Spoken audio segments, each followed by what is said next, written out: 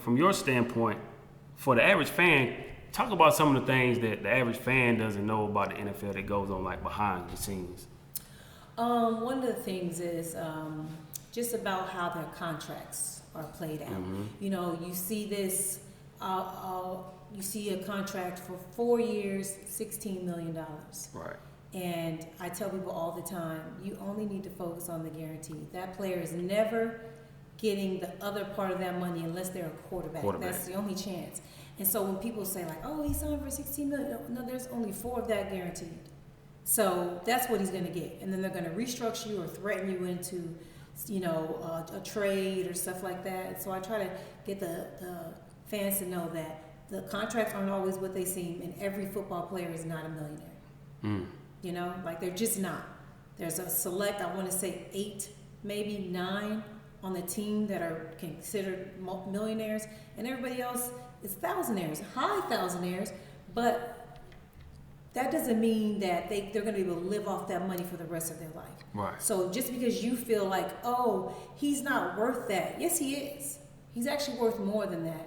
But this is what it is. So I always just try to tell people to stay out of their contract. Stop trying to say what somebody doesn't deserve and how you don't like that your team gave this person that much money. Did it come out of your pocket? Like, focus on the fact that you, the fan, is being robbed also. You're paying $16 for a hot dog.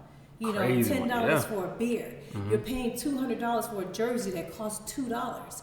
You know, if you really want to have something to say to the owners about what they're doing with their money, tell them to stop robbing you, the fan. Because the owner is robbing the fans and the players. You know, and to me, personally, I feel like the fan and the player should be one. They should be an ally. They should be together.